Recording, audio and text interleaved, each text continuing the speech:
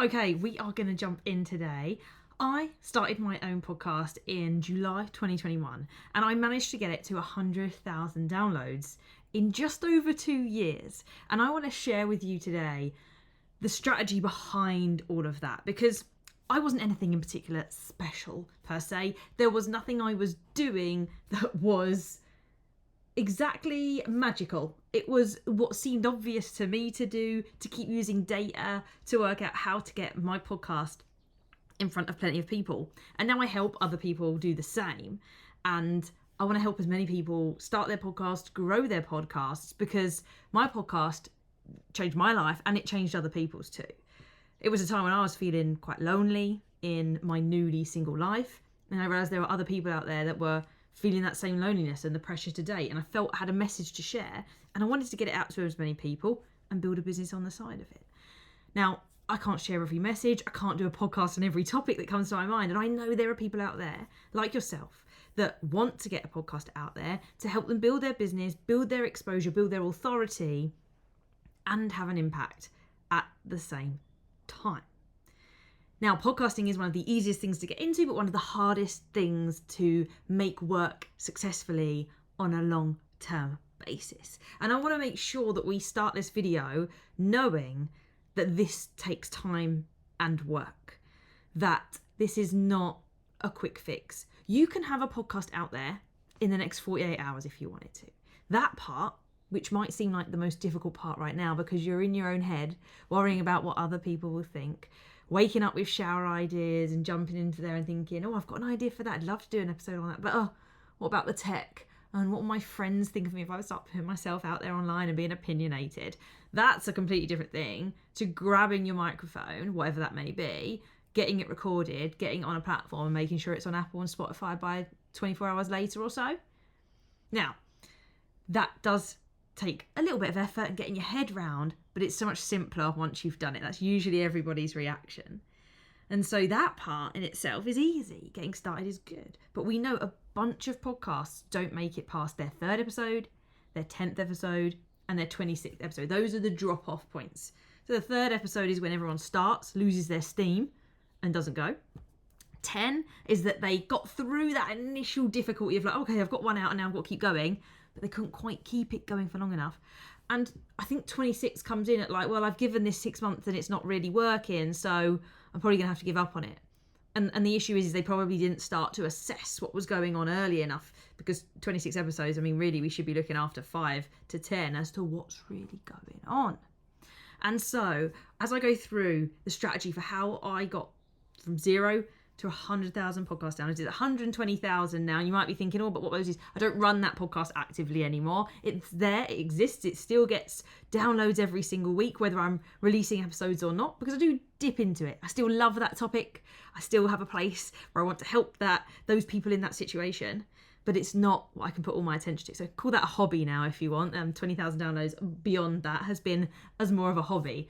But this is about putting the work in once you've got a podcast. Now, if you're sat there thinking, I do not have a podcast, there are resources available here on my podcast that will help you launch it. And for those that want the quick version of that, we've got Podcast in a Day. That is my mini course that helps you get it out within 24 hours if you want it to, but you can learn the whole process in 24 hours. And people have got it out as soon as 48 hours from accessing that course. And so throughout this video, I will mention different tools. Some of them are free, some of them are not to do with me, and there are paid courses and resources that you can purchase and invest in because it will help you. It's not necessary. I set up my podcast without anybody helping me. I do have a degree in sound engineering, so you could argue I was a little bit in an advantage point there, but I certainly didn't know how to grow it. And I had to take all of the general marketing methods, apply it to podcasting, and now we have what I call the powerful podcasting method now. So those courses are there, those extra tools will be recommended. They're not necessary, but they can make things quicker. All of those little hints and tips are there.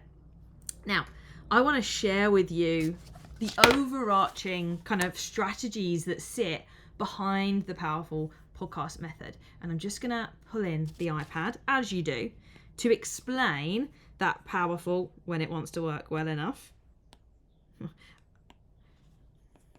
Oh, hello. You can tell the children have been playing with the iPad, can't you? Because all the different pens have been used in different colours. So here we go. We don't need this around the whole time, though. The powerful podcast method. And there are 3 elements to the powerful podcast method. The first is a visionary strategy. Everybody mentions strategy, but they don't actually talk specifically about what strategy kind of is. And people come to me and they ask, well, what should I make my podcast about? What topic should I go into? What titles? And the truth is, I don't know. 2 reasons. 1, I am not you, and you are the expert in whatever your topic is. But 2, no matter, even me as the expert in teaching maths, in podcasting, in loneliness within single women, I don't know what hits until we've got some data. I call myself the clever content creator because I used informed data, things that are working because I can see they're working, because there's data behind it, not just what I think. Thinking is the initial bit we need, an idea, something to try. Then we need proof. Then we need data to evaluate it. So when it comes to strategy, we want to be visionary in what we do. We want to be thinking outside the box. We want to be unique. And in part, there are some elements where you are naturally unique because it's you. You'd have heard that before. But this is not just about the bog standard thing.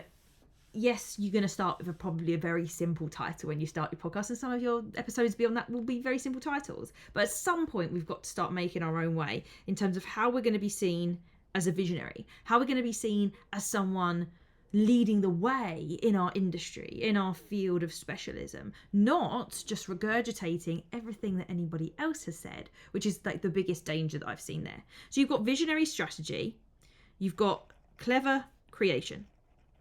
I started my podcast when I was a full-time secondary school maths teacher and a head of year and in charge of Key Stage 3 maths. Call me crazy. I then threw in that I wanted to be a life coach and run my own podcast for single women. So I had to be clever with how I was making content. And there's 2 elements to this. There's progressive production. We all get hung up on what microphone we should use. Should we have video running or not? And yeah, you obviously want a great microphone so it sounds good, so it doesn't put people off that are listening. Eventually we want video because, hey, why would you not build a YouTube channel at the same time? Because you're going to get double exposure for that, and you're going to help SEO and loads of other things too. But when you start out, that's really, really big. That's way too big to be addressing when you just need to get your first episode out. And so progressive production is all about progressively improving your production rather than starting with trying to do everything from the off. Of course, if you have budget and time, etc., then cool, do it. The other thing is simple systems. I was busy. I was busy with everything, and as a teacher, I loved it, absolutely thrived off of it. But I had to make things simple.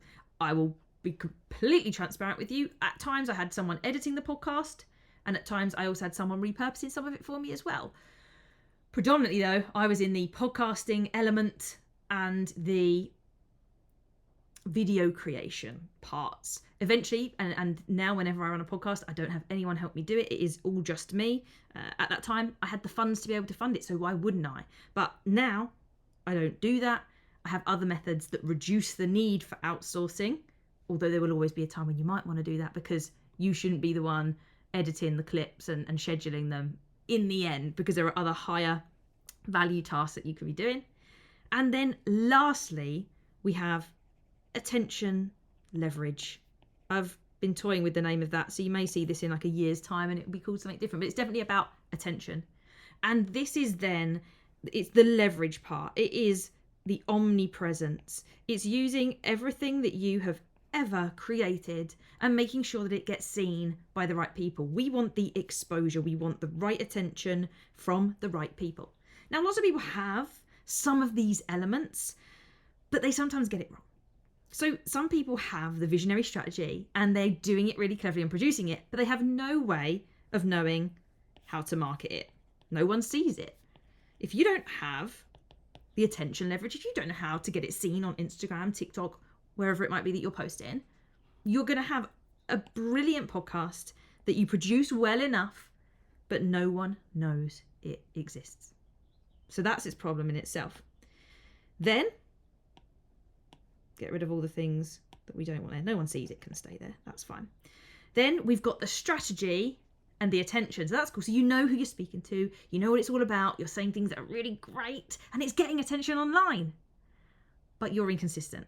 You might post a podcast and then it will be a month before you post another episode. And your videos are doing fine, but they're not driving anyone anywhere because there's nothing for them to listen to. It doesn't sound very good. The video quality is not all that. So you've got some great stuff and you're getting people to listen, but you're chasing your tail on it as well. That's another element that can be catching you out there. So essentially it's inconsistent and it's taking ages and then lastly is if you are missing that visionary strategy. So you have actually got a system, beautiful, and you're getting there and putting it out there online. But therefore, if you've got no strategy behind it, you're attracting all the wrong people. You might be putting dogs in the background. You might be doing interviews because you think it's cool. You might be talking around your subject about topics that relate, but they're not directly what you work with. And that in itself means that you're getting all the wrong people in, which means that you can't funnel people down that system. Now, within those kind of elements, there are 3 stages to podcast growth. And those 3 stages are build. No, they're not. Are start, funnily enough, build, and grow. Now, you know if you're in these phases because roughly by downloads, start is basically 0 downloads, quite simply. But to give it a bit of a bracket, 499. 499 downloads. So this is based on planning, creating, and launching. Okay, we focus on those kind of elements. So if we bring that then back to your strategy is your plan. It's thinking about what it's called, the cover art. It's the basic version of that, the 1.0 version of how we're going to do that. You're then creating it using clever creation, probably using your phone to begin with if that's all you've got, or maybe a microphone that you've been gifted or that you happen to have. Maybe you do purchase one microphone. That's okay to do as well. But we're not spending loads of time editing it. We're probably not running video from the off, though you may if you want, but I don't advocate for it because it's just another thing that gets in your way.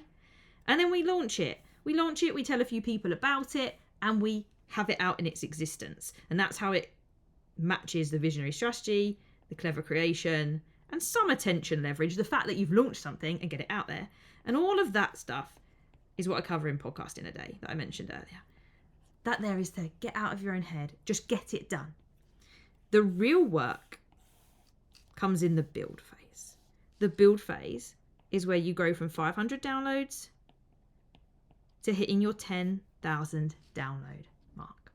It's arguably the place where the work really has to begin. And of course, you've got work under grow as well. And I'll go into grow in a moment. But build is a key bit because it's the piece where most people fail. Most people stop because it's hard. You're going from the fun and the excitement of getting the first one done and having all of that achievement to realizing that only 5 people downloaded your podcast this week. And that's where I am right now. And that is how it starts. 18 downloads is all that I got in my first week of downloads. And it wasn't that much more within a month or so. It took about 3 months to really get some traction. And it came from these kind of things that I'm about to talk through now. And I want to make sure I get it right. Oh, there it is. Because obviously I've got notes, guys. Come on. I'm doing most of it from memory. But there's a lot of information here. Even as a teacher, I used to have PowerPoint. Do you know what I mean? So if we look at the visionary strategy, after you've launched your podcast, you should now have a plan and you should be getting strategic about what you are talking about. So we're focusing on the topics and titles.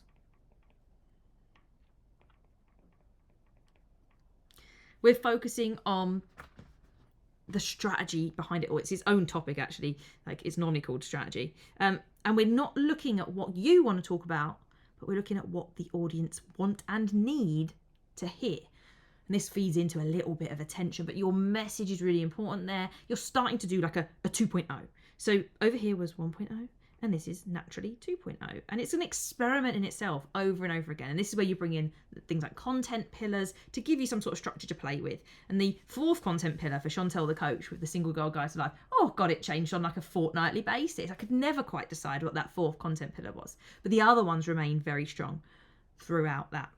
The next bit for clever creation is then consistency. Whoa, that's a little G there. It's fine. Consistency. This is vital.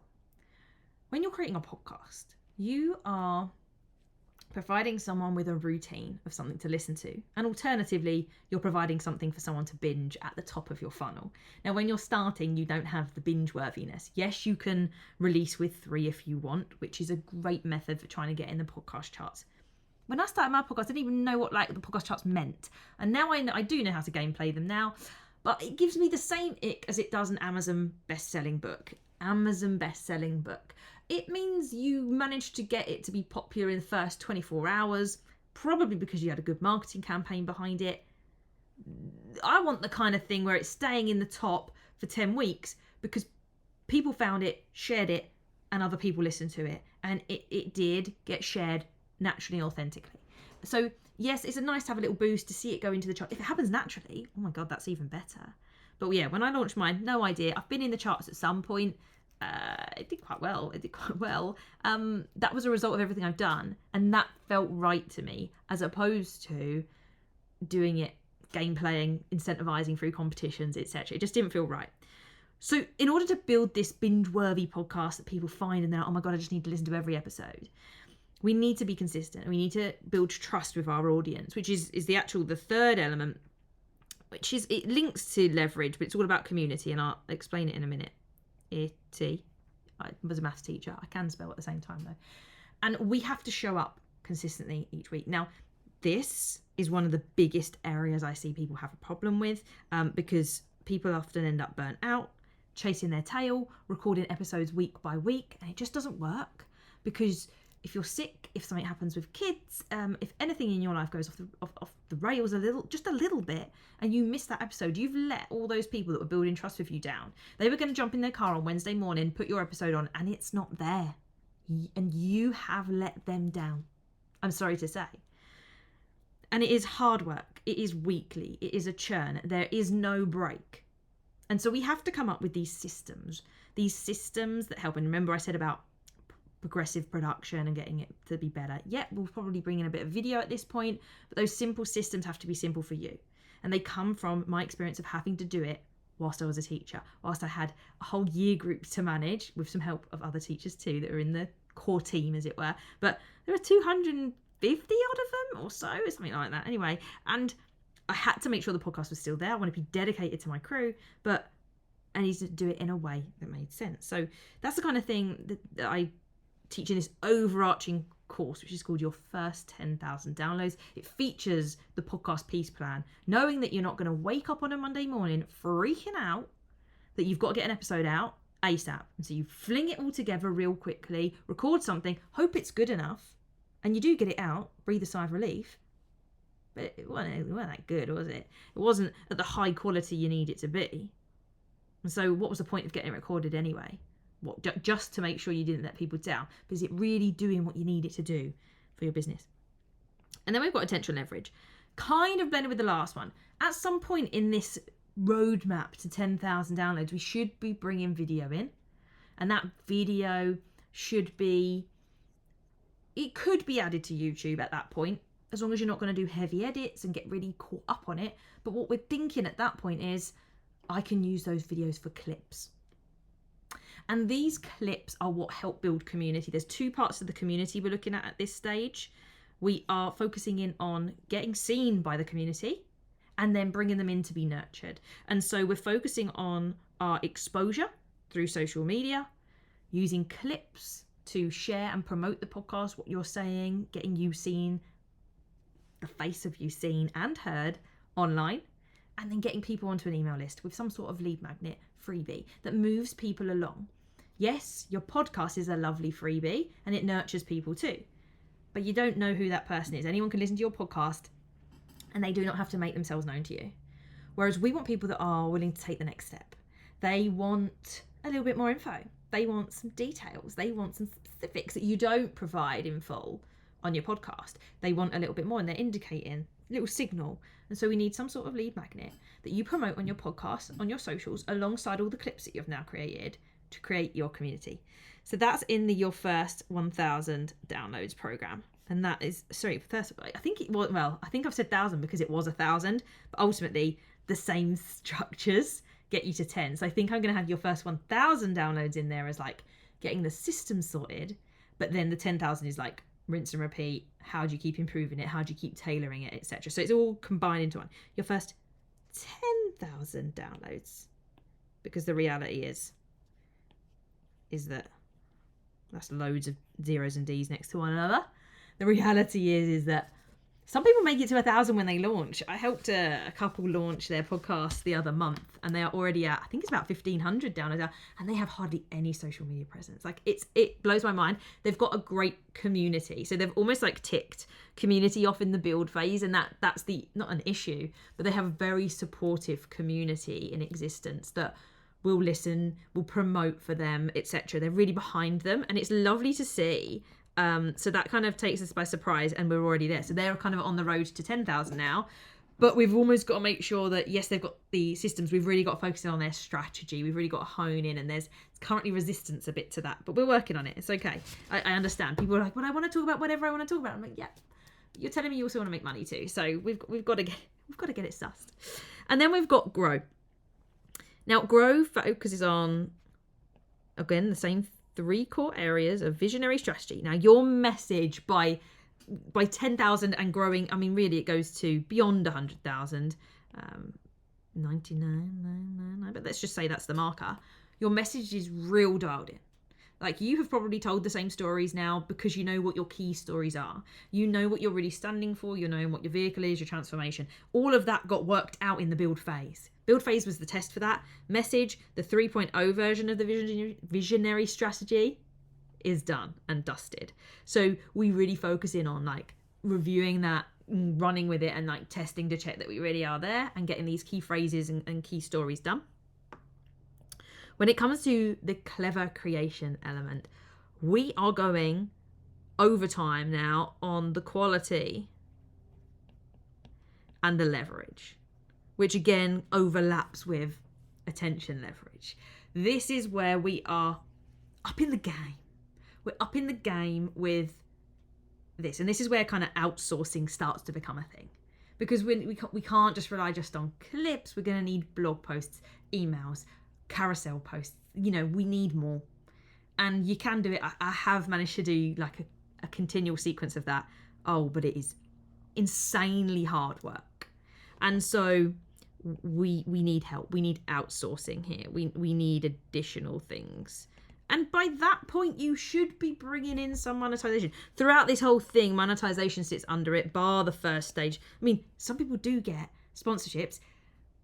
Someone I helped, they were launching, and then they were like, I think I want a sponsor. I've got a sponsor coming through. I guided them through how to do it, and they get a nominal amount, but it covers the cost of hosting and a little bit of the time that they curate. You can get a sponsorship for a private system from someone you probably already know that's already in your network quite early on. So don't think you can't get sponsorship, but it's not the focus. Here is community building.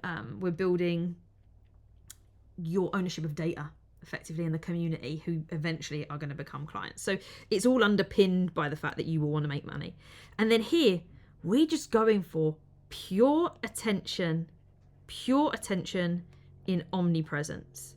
Like over here, when we were putting videos online under build, we were probably focusing on 2 to 3 platforms with very simple, clever systems. So you post to one and it goes out to 2 others.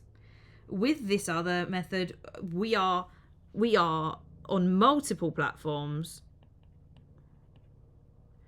and we are repurposing content left, right, and center.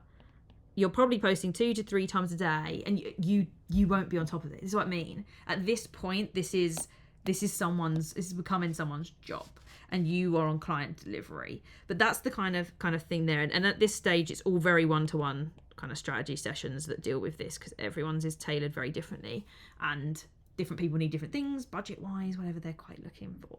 So those are the stages there.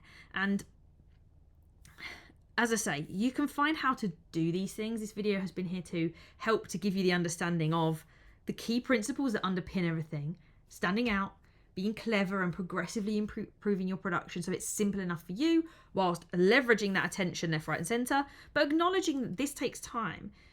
I want you to get through start as quick as possible. Too many of you have sat on your idea of a podcast for way too long. I know you have.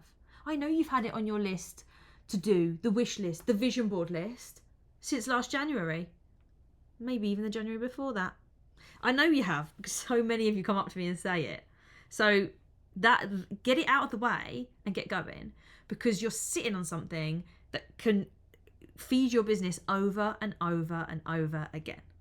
So podcast in a day, you can get it done within 48 hours through to 3 weeks. I mean, is the upper max limit, but some people have realistic things, life, babies to work around. Totally get that.